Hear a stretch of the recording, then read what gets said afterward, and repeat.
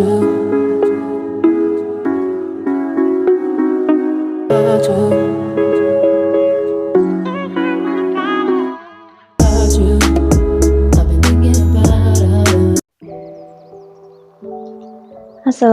warahmatullahi wabarakatuh. Perkenalkan, nama saya Mardotilah dari Prodi Ekonomi Syariah Institut Agama Islam Bunga Bangsa Cirebon. Ingin mencoba share materi tentang maqasid syariah. Maqasid syariah dalam ekonomi Islam. Tantangan terbesar yang dihadapi oleh umat Islam pada saat ini adalah penyelarasan ideologi Islam dengan berbagai dimensi kehidupan yang dihadapi oleh manusia. Misalnya, ideologi Islam tentang pendidikan, ideologi Islam dengan sosial, dan ideologi Islam dengan hal-hal lain yang banyak dihadapi oleh manusia, baik itu merupakan sesuatu yang sifatnya makro maupun mikro. Umat Islam melalui ideologi keagamaannya ditantang untuk bisa menjawab berbagai persoalan masyarakat dunia. Satu hal besar yang harus dijawab dan dicari solusinya oleh umat Islam adalah tentang persoalan keterbelakangan umat Islam dalam bidang ekonomi.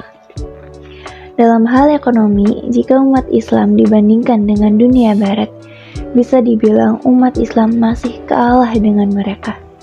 Padahal, dalam Islam sendiri, ekonomi menjadi hal yang prioritas untuk dikembangkan. Menurut Imam Syatibi, tujuan-tujuan syariat dalam maqasid syariah dapat ditinjau dari dua bagian. Yang pertama, berdasar pada tujuan Tuhan selaku pembuat syariat, dan yang kedua berdasar pada tujuan manusia yang dibebani oleh syariat.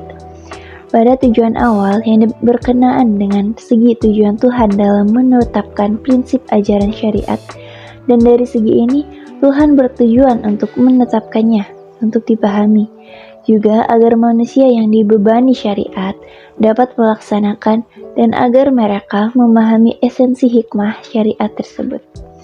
Al-Ghazali menyatakan sikapnya bahwa apabila maslahat ditafsirkan sebagai memelihara maqasid syariah, maka tidak ada jalan untuk menolaknya, dan ia wajib diikuti, bahkan dapat dipastikan menjadi hujjah. Menurut Imam Syatibi, Allah menurunkan syariat atau aturan hukum tiada lain selain untuk mengambil kemaslahatan dan menghindari kemudaratan atau jalbul masalih wa dar'ul mafasid. Imam Syatibi kemudian membagi maslahat ini kepada 3 bagian, yaitu yang pertama ada daruriyat atau primer, yang kedua ada hajiyat atau sekunder, dan yang ketiga ada tahsiniyat atau tersier. Tingkatan yang pertama yaitu daruriyat adalah kebutuhan primer atau sesuatu yang mesti adanya demi terwujudnya kemaslahatan agama dan dunia. Dalam hal dasar ibadah kembali kepada syahadat, sholat, zakat, puasa, dan haji. Dalam hal adat kembalinya kepada penjagaan terhadap jiwa dan akal, seperti makan, minum, berpakaian, rumah, dan lain sebagainya. Tingkatan kedua yaitu maqasid hajiyat, yaitu kebutuhan-kebutuhan sekunder, di mana jika tidak terwujudkan tidak sampai mengancam keselamatannya, namun akan mengalami kesulitan.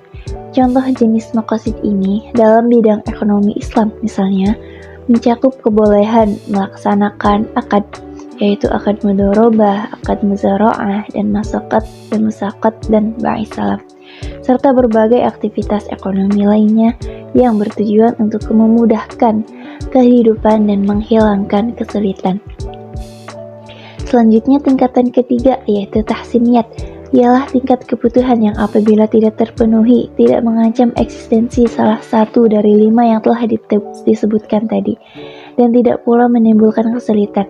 Contoh jenis maqasid ini adalah dalam hal ibadah, yaitu seperti thaharah, mengerjakan amalan sunnah, sedekah, dan lain sebagainya.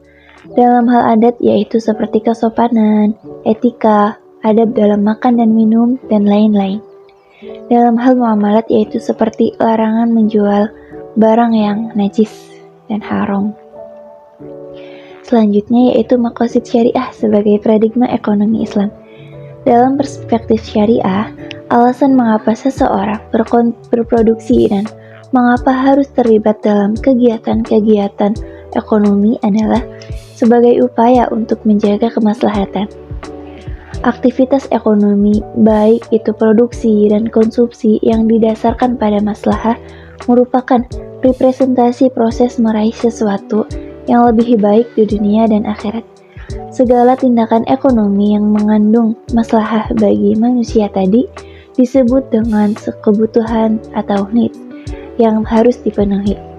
Memenuhi kebutuhan atau meeting atau fulfilling needs dan bukan memuaskan keinginan atau satisfying wants merupakan tujuan dalam aktivitas ekonomi yang sekaligus merupakan kewajiban agama. Ilmu ekonomi konvensional tidak membedakan antara kebutuhan dan keinginan, karena keduanya memberikan efek yang sama bila tidak terpenuhi, yaitu kelangkaan. Mereka berpendirian bahwa kebutuhan adalah keinginan, demikian pula sebaliknya. Padahal, konsekuensi dari hal ini adalah terkurasnya sumber-sumber daya alam secara membabi buta dan merusak keseimbangan ekologi. Pada sisi lain, ekonomi Islam justru tidak memerintahkan manusia untuk meraih segala keinginan dan hasratnya. Memaksimalkan kepuasan atau maximization of satisfaction bukanlah spirit dalam perilaku konsumsi ekonomi Islam, karena hal tersebut adalah norma-norma yang disokong oleh peradaban yang materialistis. Sebagai gantinya, ekonomi Islam memerintahkan individu untuk memenuhi kebutuhannya atau needs sebagaimana yang dikehendaki oleh syariah. Needs memang muncul dari keinginan naluriah, namun dalam framework Islam tidak semua keinginan naluriah itu bisa menjadi kebutuhan. Hanya keinginan yang mengandung maslahah saja yang dapat dikategorikan sebagai needs. Demikian